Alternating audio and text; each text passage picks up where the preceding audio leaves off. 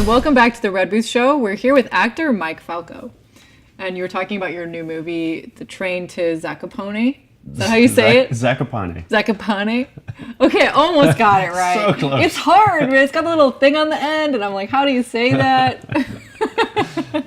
Okay, so but this was based in a town in Poland, right? Mm-hmm. Yep.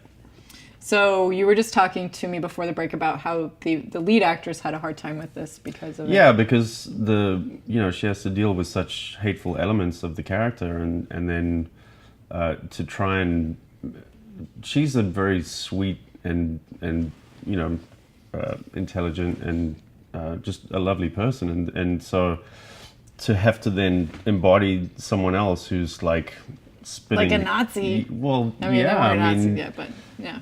Someone who has such hateful elements to them, and so she had a very hard time reconciling that, and God bless her, she kept at it and was like beating herself up the whole time, but persistence paid off and she turned in a great performance. And what I was saying before is that we don't know the actual story of what happened to that woman after they parted ways at the train station, but Tanna liked to think that she went on into the Second World War and became one of those Gentiles who helped Jews, because there had to be some kind of shift in her mindset after having this encounter with this guy.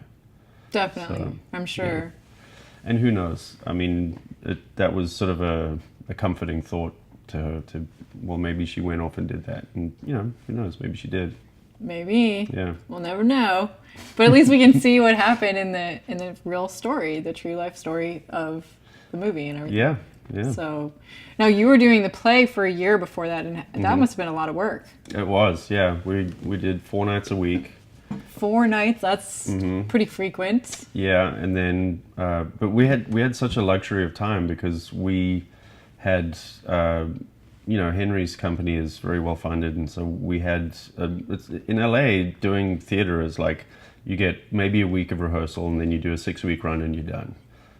But this, we had such a luxury of time. We had 3 months of rehearsal, and then we ran initially for, I think it was 2 months, but then we kept getting extended and got extended all the way just short of 1 year. That's amazing. Yeah. What are the contributing factors to the play getting extended? Like how does that happen?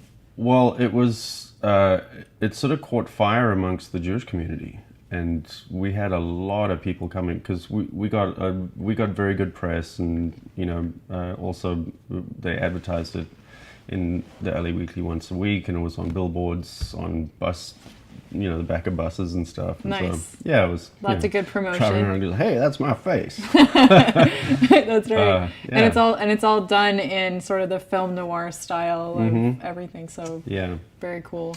Yeah, I was hoping that they would do that, because when I first read the script of the play, it read like a 1940s noir film, like an old love story, like a Casablanca.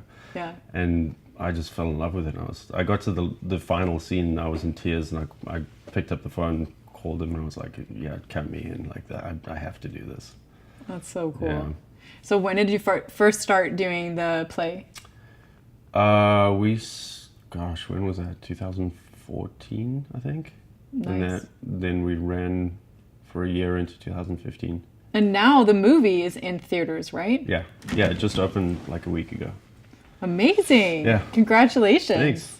Now, this isn't the only, obviously, acting gig that you've done. You've done a lot of other things, too. Yeah, since the last time I was on this show. I know. I feel old now. It's been so many years. I was also Mr. Coors. So, Mr. Coors? Yeah, I don't know if you saw that commercial campaign.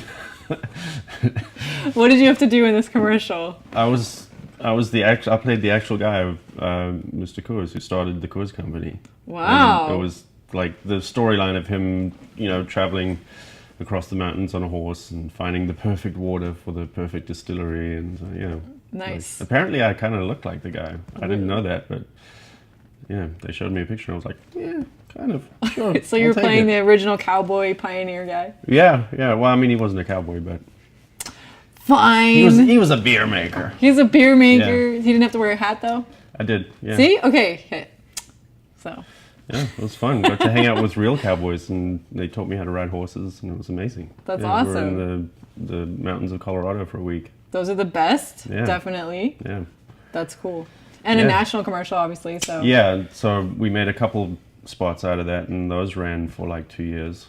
So nice. yeah, they used it a lot throughout like the Stanley Cup and big sporting events. So That's yeah, really that was cool.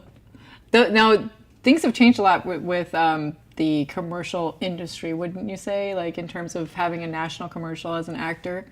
In what way? Well, there's differences with the way the unions sort of joined together, and then Right. I mean, I don't know if you want to talk about this stuff, but I've been hearing this from other actors that, you know, the way that it's paid out and stuff is very different. Oh, I wouldn't know because I haven't had that many.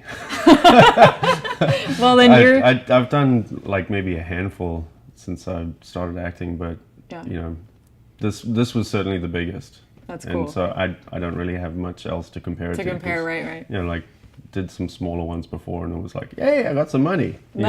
Nice. You're like, hey, got a check. Yeah. Well, that's cool. Well, congrats on the Mr. Thanks. Coors. There you go. And we have to take another break, but we'll be right back with actor Mike Falkow.